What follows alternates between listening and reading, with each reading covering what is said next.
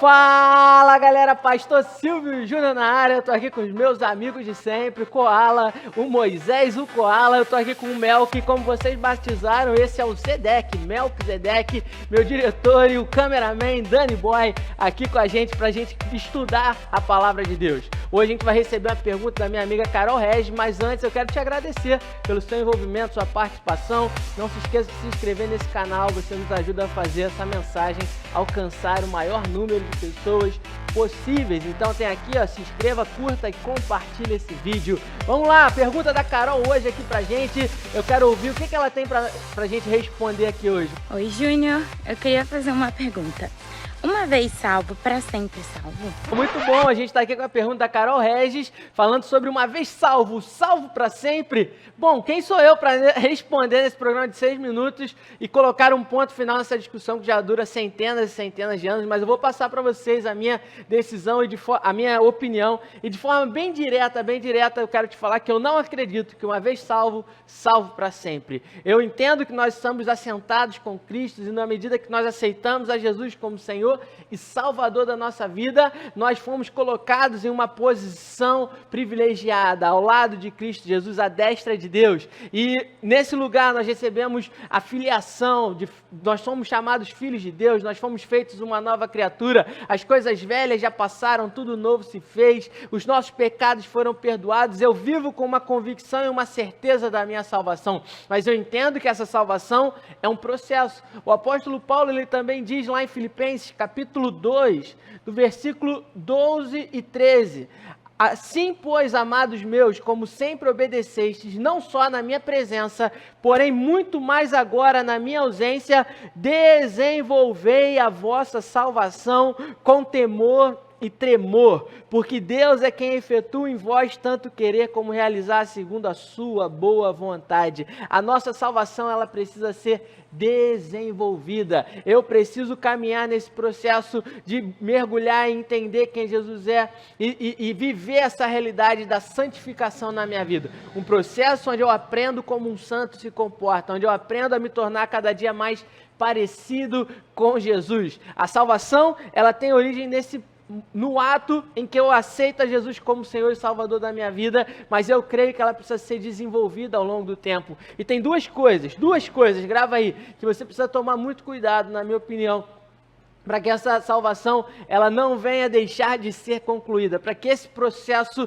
não seja abortado no meio do caminho. Primeiro é algo chamado orgulho. Nós temos na Bíblia o exemplo de um homem, né, de um anjo de luz chamado Lúcifer, que por causa do orgulho, ele que estava sentado em uma posição privilegiada, ele que estava assentado junto de outros anjos, ocupava uma posição privilegiada no céu, por querer ocupar o lugar de Deus, por querer uma independência, por achar que ele se bastava, ele caiu.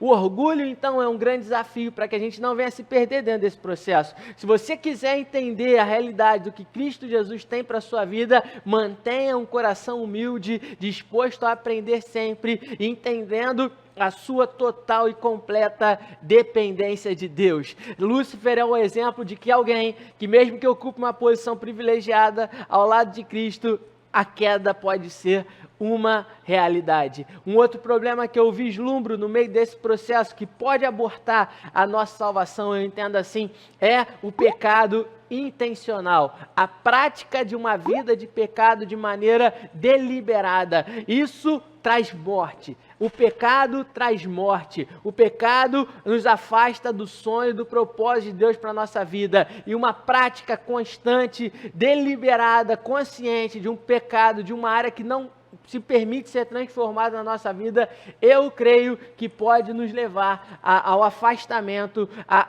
ao acúmulo de lixo dentro de nós e que faz com que essa salvação que um dia gerou vida dentro de nós, ela venha a ser perdida. Lógico que isso não acontece de uma hora para outra, lógico que eu não vivo com medo de se Jesus voltar agora, será que eu vou para o céu, será que eu não vou? Não, eu tenho consciência, tenho certeza da minha salvação, mas eu me mantenho alerta, ligado, para que essa salvação ela se conclua, ela se complete ao longo do tempo. Para fundamentar um pouco isso, eu quero deixar para vocês, está lá em Hebreus, capítulo 6, versículo 4 ao 6, a palavra de Deus fala assim: é impossível que os que já uma vez foram iluminados provaram o dom celestial, se fizeram participantes do Espírito Santo e experimentaram a boa palavra de Deus e os poderes do mundo vindouro e depois caíram, sejam outra vez renovados para arrependimento, porque de novo estão crucificando para si mesmos o Filho de Deus e expondo-o à desonra. Versículo 11 fala assim: desejamos que cada um de vós mostre o mesmo zelo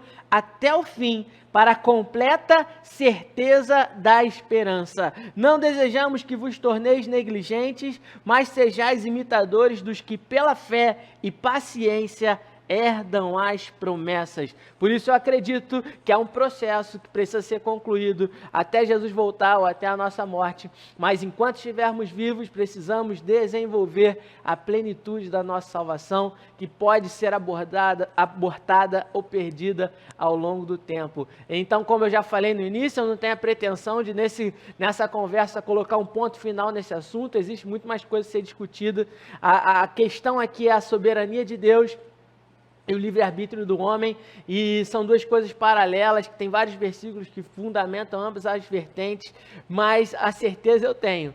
Eu estou assentado com Cristo, eu quero manter o meu coração disponível a aprender para seguir firme nessa jornada e me tornar tudo aquilo que Jesus me chamou para ser. Se alimente do Espírito Santo, seja cheio do Espírito Santo e viva a plenitude de Cristo nessa terra. Deus tem grandes coisas para a sua vida. Um forte abraço. Que Deus te abençoe e até a próxima. Valeu, amo vocês!